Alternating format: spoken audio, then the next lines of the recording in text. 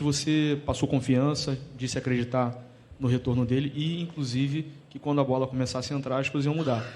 Os gols voltaram a aparecer, ele voltou a ser decisivo numa final, que acho que a torcida espera bastante. Eu queria que você fizesse uma avaliação desse momento que ele vive agora e nesse momento dele já retornando a fazer os gols e principalmente gols decisivos. Um jogador do nível do Gabriel, um jogador decisivo, isso não consegue ensinar para alguém. Você não consegue ensinar um jogador a ser decisivo. Ou você tem ou você não tem. Existe um ditado, né, que o gol se compra. E eu concordo muito com isso. E o Gabriel tem gol. Não é à toa que é um dos maiores artilheiros desse clube, um dos maiores artilheiros em finais. E hoje nós vimos uma das melhores versões do Gabriel no campo. Mérito dele. Trabalhou, acreditou, obedeceu e escutou em todos os treinamentos, se dedicou o que mais, tratou o que mais, fez academia quando tinha que fazer, viu o vídeo quando tinha que ver e não existe sucesso sem trabalho. Trabalhou e hoje ele colheu os frutos, mas eu acredito que ele tem muito ainda pela frente para oferecer e ele não pode parar por aí. Felipe, aqui, Thiago Lima do GE, parabéns pela vitória, pela grande atuação. Só para puxar um pouquinho do Gabriel, que vocês estão falando, queria que você explicasse um momento que teve pouco antes do gol ali, uma discussão que vocês teve que foi visível ali do campo. O que você estava passando para ele naquele momento? E queria te pedir para você comentar um pouco sobre o Léo Ortiz, porque a gente viu pós-jogo, ele estava um pouco abatido ali no meio de campo, quando acabou, sentou no campo, a gente viu os jogadores indo dar força para ele. Como é que ele estava no vestiário, como é que ele estava nesse momento dele, desse pós-jogo dele? Sobre o Léo, é normal que um jogador fique abatido com o que aconteceu, mas ele tem que ficar tranquilo porque ele fez um grande jogo e tem que ficar com o que ele fez de bem, né? Isso eu aprendi do tênis. Você tem que se perdoar. Esquecer o que aconteceu, foi uma fatalidade. Ele tentou tirar a bola e acabou prendendo a bola no pé e acabou que isso acontecesse um gol do Atlético. Mas eu repito a mesma coisa que eu falei do Everton lá em Porto Alegre. Os erros acontecem, às vezes eles são punidos, mas existem outros erros que acabam que não saíram em gol, como, sei lá, a jogada do Plata no primeiro tempo, né? E aí a gente estaria crucificando agora o Plata. Então eu não me guio muito por isso. Eu me guio pelo que o jogador fez durante os 90 minutos e não simplesmente por uma ação. E ele tem que ter a mesma tranquilidade que eu passei para o Everton, vou passar para ele, já passei, aliás, para ele, de que ele tem que ficar tranquilo, que ele fez um grande jogo.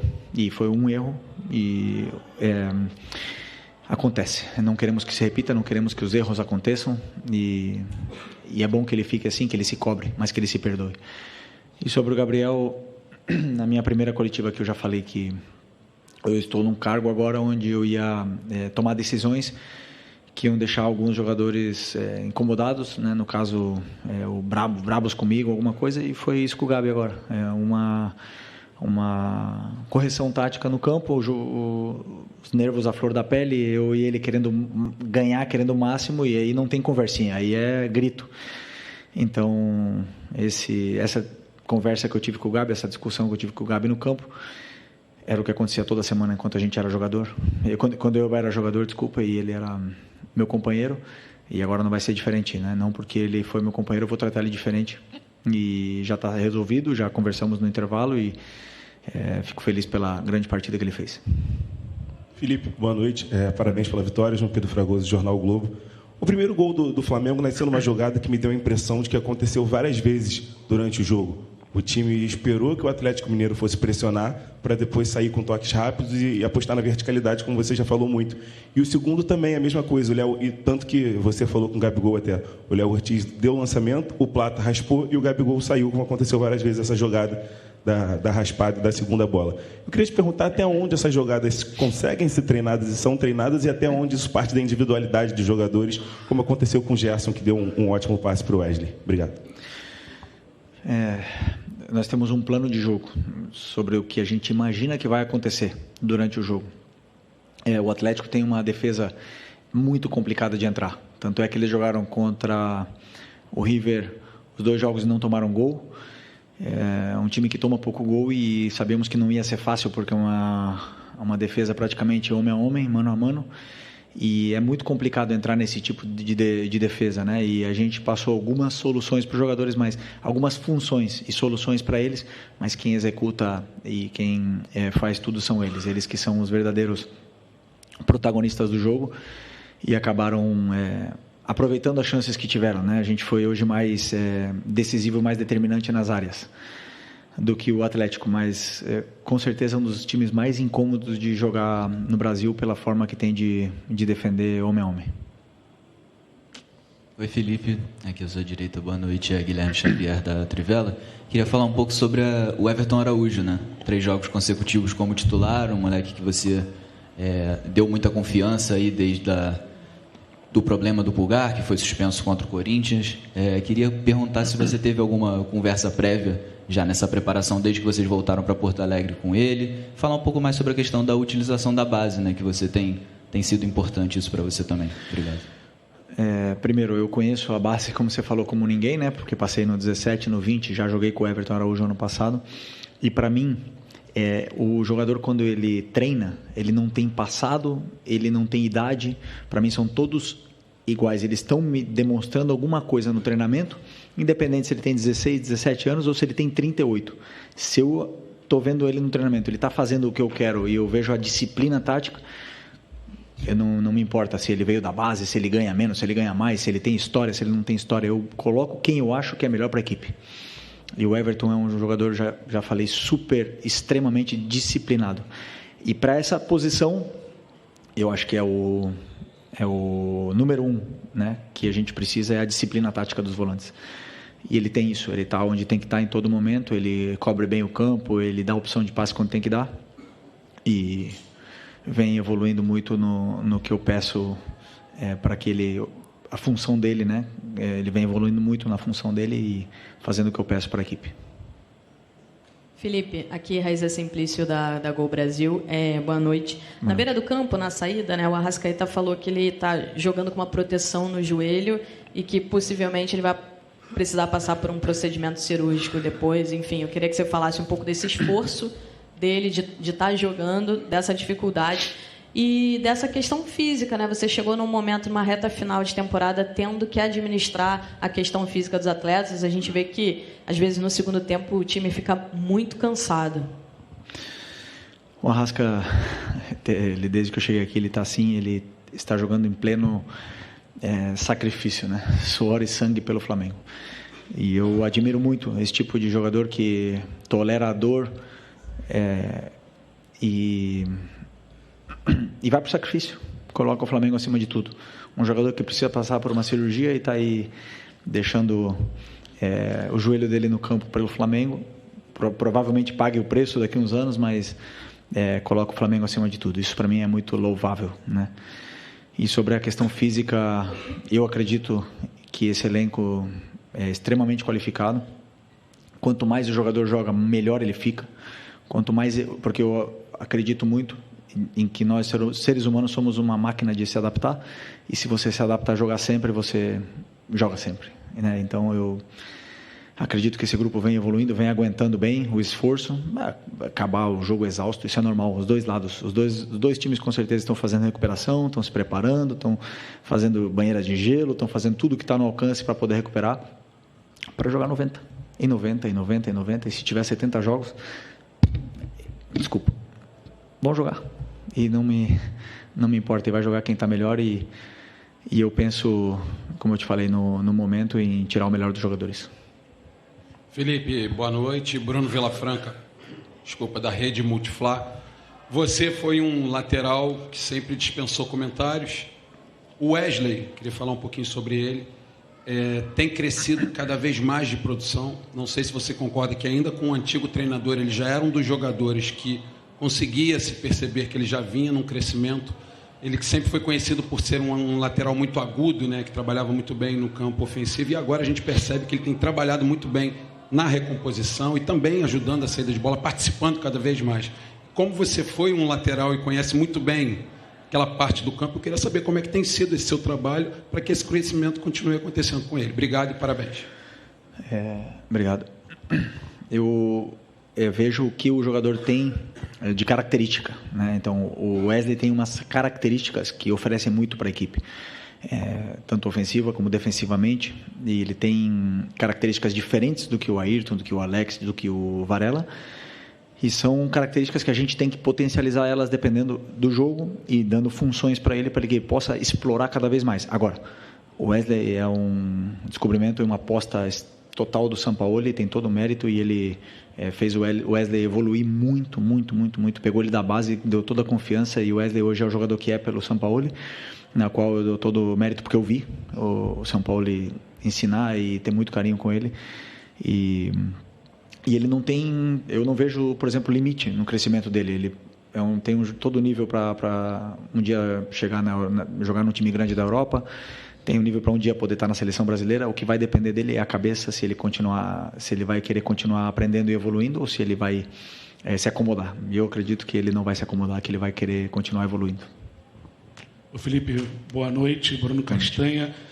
Hoje você fez uma mudança, você teve o Plata jogando pelo lado direito, trouxe o Gerson, né, para jogar por dentro. Foi uma parte tática do Atlético Mineiro. Queria que você explicasse um pouquinho para a gente. E sobre a questão também, você gosta muito dos atacantes atacando o espaço. Você falou da defesa do Atlético, marca, né, individual. Hoje o Flamengo atacou, fez 3 gols e poderia ter feito outros até nessa questão de ataque ao espaço. Queria que você comentasse um pouquinho sobre o jogo. Obrigado. Primeiro sobre o Plata, né, que você perguntou. Foi uma estratégia, um plano de jogo. Como eu falei, eu não olho nomes, idade, no passado eu olho características e funções para poder potencializar a equipe e dar o que eu acredito que a equipe precisa. Vou acertar sempre? Com certeza não vou acertar sempre, né? E vocês estarão aí para,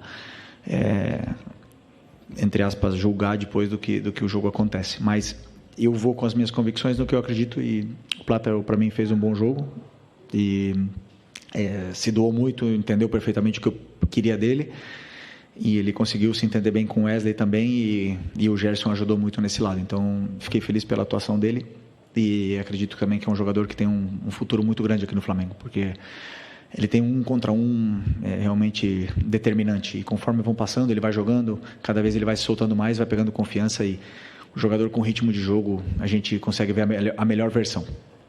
E a outra pergunta? Eu esqueci. Do ataque ao espaço. Eu não vejo outro tipo de futebol que não seja com ataque ao espaço. Eu acredito que é o diferencial, né? Se você tiver jogadores que atacam o espaço, você incomoda muito a defesa do adversário, você gera perigo de gol, e realmente para fazer gol você tem que atacar o espaço, você tem que criar esses movimentos de ruptura para poder estar mais perto do gol adversário. Não sempre o jogo é curto, o próprio Milito fala isso. O adversário vai te dizer como você tem que jogar, né? Se um adversário defende em bloco baixo, você obviamente que não tem espaço para romper, mas se um adversário te pressiona, você tem que ter jogadores que sabem atacar bem o espaço. Felipe, Marcos Coelho, Super Rádio Tupi, aqui atrás. Boa noite. Boa noite. Até voltar nesse tema que foi até um dos primeiros da coletiva e que consideramos nesse momento ressaltar. Fazia muito tempo que todos nós do lado de cá não repercutíamos um pós-jogo tendo o Gabigol como protagonista por causa do desempenho dele e pelo resultado apresentado. É algo que você estava totalmente acostumado quando você era atleta e ele vivia aquela fase dele, principalmente entre 2019 e 2022. Mas fazia um tempo que isso não acontecia. E para muita gente que veio hoje ao Maracanã, incluindo torcedores, é como se fosse uma espécie de um reforço, um jogador que estava ali, mas que ao mesmo tempo não estava conseguindo entregar o que todo mundo sabe, o potencial dele, principalmente em jogos decisivos. Queria que você falasse, em cima disso, a importância de você ter, entre aspas, de volta, até porque ele sempre esteve aqui, mas de volta por ser decisivo em um jogo grande, no momento mais crucial da temporada, que é a hora de você, quem sabe, confirmar um título que vai, de certa forma, terminar um ano com uma conquista que ficou na trave no ano passado, outras conquistas que não vieram recentemente, e essa chance de você ter esse protagonismo no Gabigol, fazendo o Flamengo retomar o caminho dos títulos. Calma, ainda faltam 90 minutos. Estamos muito longe do título ainda. Com toda a humildade do mundo, posso te garantir isso. Sempre tenho o máximo respeito ao futebol. Futebol temos que entender o momento e respeitá-lo, né? Então, vocês podem até falar que está perto, para mim está muito longe. Mas, bom, sobre o Gabi, dizer que já falei em outras entrevistas, todas as coletivas que eu dou aqui, eu sempre tenho uma pergunta do Gabi, por que eu coloco, por que eu não coloco. O Gabi é 9. Ele é o 9 disponível do time hoje para essa final. É um jogador que tem gol, que sabe fazer gol. E, como eu repito, como eu falei, eu acredito que o gol não se ensina. Eu acredito nisso. Até que me provem o contrário. O gol se compra. E o Gabi tem gol. Então, claro que eu vou insistir na recuperação de um jogador, que ninguém esquece como se joga futebol, na recuperação de um jogador, para que ele possa nos oferecer para a equipe o que a equipe não está tendo com a lesão do Pedro, que são gols. E o time tem que criar chances para que ele possa fazer gol e aí poder ver a melhor versão do Gabi. Mas o mérito é todo dele, como eu falei. Ele trabalhou, se esforçou, escutou, aprendeu, lutou e hoje viu a recompensa. Foram muitos jogos que ele não viu a recompensa. E isso frustra, mas eu não vou deixar de... Eu vou repetir também o que eu falei na outra coletiva. Enquanto um jogador está comigo, eu nunca vou desistir dele. Seja ele quem for. Seja ele esteja vaiado, cobrado, criticado, eu não vou desistir desse jogador. Eu vou tentar recuperá-lo sempre, porque por algo ele está aqui no Flamengo. Então... é a mesma coisa do que eu falo do Gabi, eu falo para os outros. Felipe, boa noite. Fernanda Pisotti, da Rádio Band News FM. Antes do jogo da volta, vocês têm um Cruzeiro pela frente, no meio de semana. E eu queria saber como você está pensando esse planejamento para esse jogo no meio de semana e se vocês vão ficar em BH, se volta para o Rio, como é que você está pensando? Você vai poupar jogadores para esse jogo também contra o Cruzeiro? O que você está pensando? Estou pensando em jantar. Primeira coisa. Caramba. Nem almocei. Eu já falei, como eu falei na outra, não temos grupo para poupar. Temos um brasileiro pela frente, temos que ir em busca da vitória contra o Cruzeiro. A partir de amanhã vamos começar a estudar. Os jogadores vão começar a se recuperar. Existem jogadores que vão precisar de mais tempo para recuperar desse jogo, outros que vão poder jogar, repetir, e vamos tentar fazer um grande jogo contra o Cruzeiro, porque é o que temos pela frente. Aqui no Flamengo tem que, como se estivesse com um boné aí tapando a visão, não dá para olhar muito longe, tem que olhar sempre perto. Boa noite, Felipe. Boa Vinícius, noite. canal Vini Rubro Negro. Sem dúvidas, o principal jogador do Atlético Mineiro é o Hulk. Ele fez um gol muito decisivo contra o Vasco na volta, aqui em São Januário, né, no Rio de Janeiro, e hoje ele não deu um chute no gol do Flamengo. Ele finalizou, mas nenhum no gol do Flamengo. Queria saber se houve algum tipo de plano individual para parar o Hulk como principal jogador e qual o seu grau de satisfação com a defesa do Flamengo hoje. O Hulk realmente é um jogador determinante, um jogador perigoso, decisivo, e claro que temos que ter todo o cuidado com ele, como com o Paulinho, por exemplo, que é um jogador diferente, né? A defesa hoje, para mim, esteve, principalmente no primeiro tempo, esplêndida, com coragem, adiantando bem as linhas. E no segundo tempo nós acabamos cedendo alguns metros, né, na nossa última linha para talvez proteger um pouco mais o espaço, e acabamos dando um pouco mais de tempo e espaço para os jogadores do Atlético. E aí é onde o time acabou indo um pouquinho para trás, acabou sofrendo, não conseguimos sair mais, e no final tivemos que acabar defendendo o resultado, né? Então, por conta de que estamos enfrentando uma grande equipe, de que, como eu repito, né, finalista da Libertadores, um time que tem um grande técnico, um dos times que melhor joga futebol do Brasil, e nunca foi fácil, nunca vai ser fácil. E pode ter certeza que esses jogadores determinantes não é fácil de anulá-los, mas vamos tentar ter que fazer um jogo da mesma forma em Belo Horizonte para poder vencer. É isso. Aqui, Felipe, boa noite. Marcos Martinho, do canal da QSRN. Queria te perguntar sobre uma dinâmica ofensiva do Flamengo hoje. Vai perceber alguns momentos, especialmente no primeiro tempo, o Flamengo acumulando alguns jogadores em cima da linha defensiva do Atlético. E aí, quando quebrava a primeira pressão, o Flamengo tinha muita vantagem pela questão numérica, né, encarando a linha defensiva deles de frente. Queria te perguntar a importância dessa movimentação e desse posicionamento na criação do Flamengo hoje, e até sobre o Gerson também, nessa importância de quebrar essa primeira pressão do Galo e poder explorar o entre linhas, enfrentando a linha defensiva deles. Inclusive que aconteceu no primeiro gol. Pois é, o Gerson, como eu imaginei que o Atlético vinha defendendo mano a mano, homem a homem, eu imaginei que o Gerson, como um jogador que perde pouca bola, que sustenta bem no meio campo, que ele, por uma vantagem qualitativa, ele nos tira da pressão, então eu imaginei que ele pudesse ajudar um pouco mais ali, um pouco mais atrás. Que não é um jogo um tanto de toque de bola, né? Um jogo de eliminação, então o Gerson, eu acredito que ele possa nos ajudar mais ali.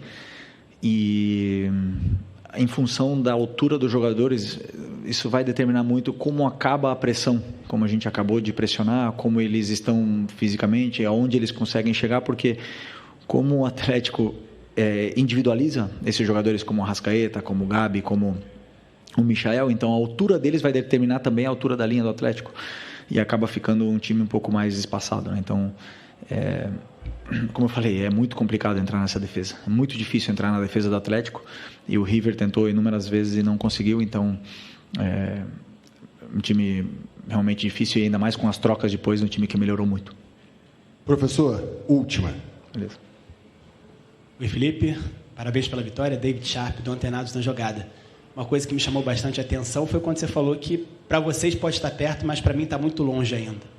E não sei se você teve a mesma percepção, mas para mim foram 2 jogos. Até o 3-0, até o Atlético fazer o gol, e depois que o Atlético fez o gol, para mim foi outro jogo. O Flamengo correu riscos até de tomar um segundo gol.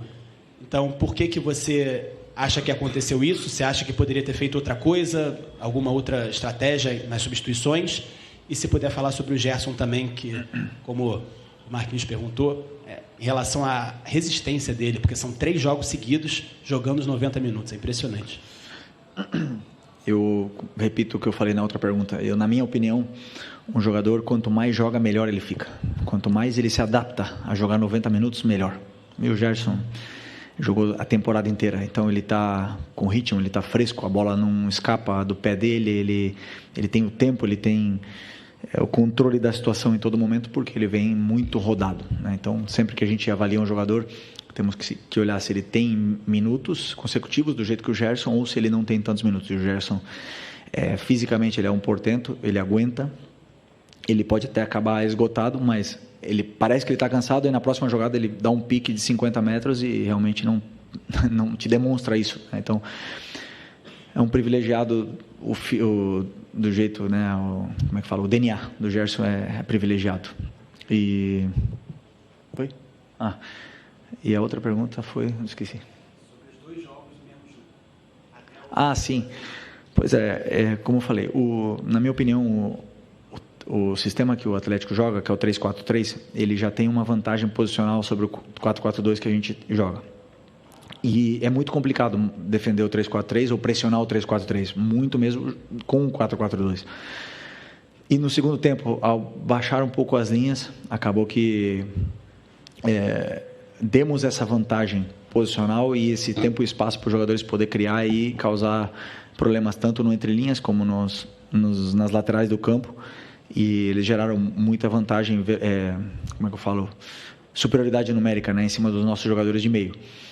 E isso é muito difícil você corrigir em cima da hora ou no meio do jogo, né? O que você pode fazer é colocar peças com mais força física ou igualar. Colocar o 3-4-3, igualar a marcação. Só que é difícil você igualar a marcação no meio de uma final, num sistema que a gente nunca utilizou e nunca treinou, né? Então, o meu pensamento foi que a gente poderia ter feito, mas que, na minha visão, no meu entendimento, teríamos ido mais para trás ainda, se tivesse como foi, depois que a parte que o Fabrício entrou, a gente acaba cedendo os metros que o Atlético precisa e acaba defendendo mais, com melhores jogadores defensivamente, porém, é difícil de sair dessa pressão, porque o Atlético varia muito, ele varia de um 3-4-3, aí se você também iguala, eles colocam linha de 4, eles sabem sair dessa pressão, então natural que depois do 3-0 o time tentasse se defender mais recuado um pouco para se proteger e defender o resultado, até mesmo porque todos nós teríamos assinado um resultado desse, né, antes de começar o jogo, Mas, repito, da mesma forma, para o jogo de volta 0-0, não tem nada definido, se temos que ir para ganhar. Se formos com o pensamento de tentar defender, o resultado com certeza vamos sofrer e nós não vamos ir para defender o resultado, vamos ir como se tivesse que ganhar o jogo. Obrigado. É isso, meus amigos. Boa noite. Muito obrigado, professor.